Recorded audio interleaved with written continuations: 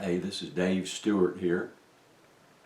This is the third video in my series of installing a K&K Pure Mini pickup in my guitar and my experience.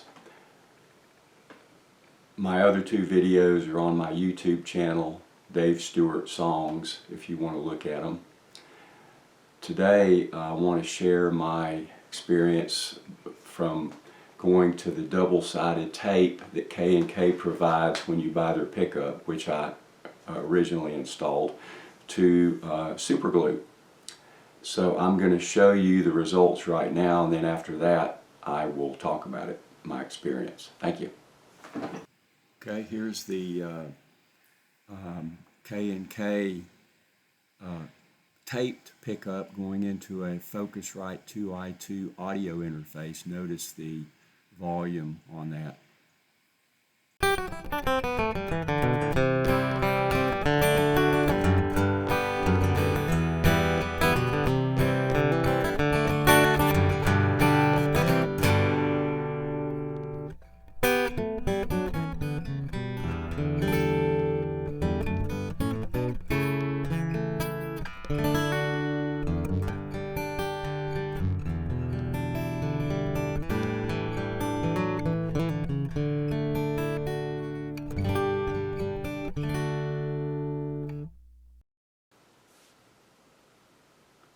So the K&K pickup that's super glued into the guitar, I'm only turning the Focusrite up halfway, which is what I do for most everything. So this is the K&K super glued. Here's the waveform on my Cubase recording software from that Focusrite Scarlett interface turned halfway. You can see the waveform is pretty good, pretty loud.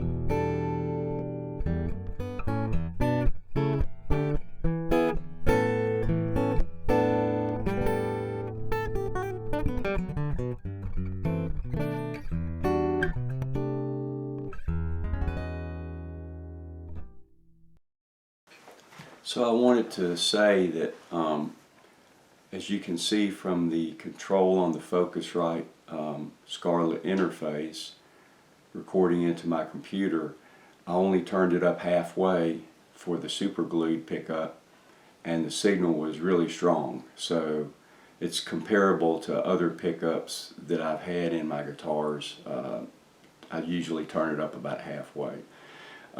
With double-sided tape, I had to turn it up 3/4 of a way. So there is a volume difference. I think there's a tone difference too, but I don't know yet. I haven't used the super glued pickup on gigs yet. I do know from the last couple of months of using the double-sided tape that I've had to EQ the tone.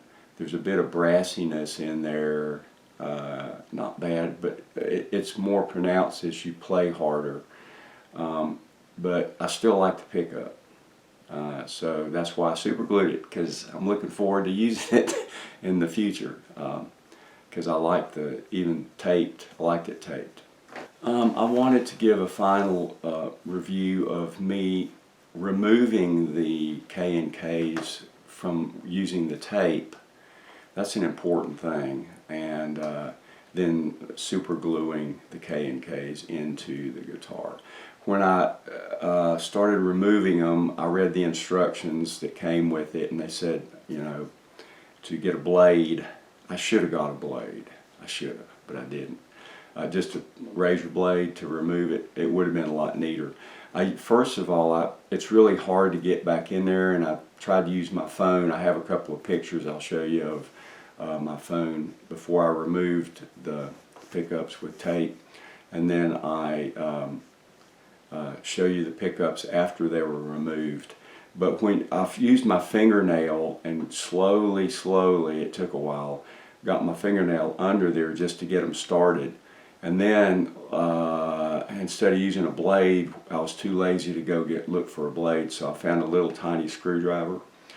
And that worked fine, but when I took it out, I noticed when I first put that screwdriver under there, it started bending the edge of that K&K, so that's not a good thing to do.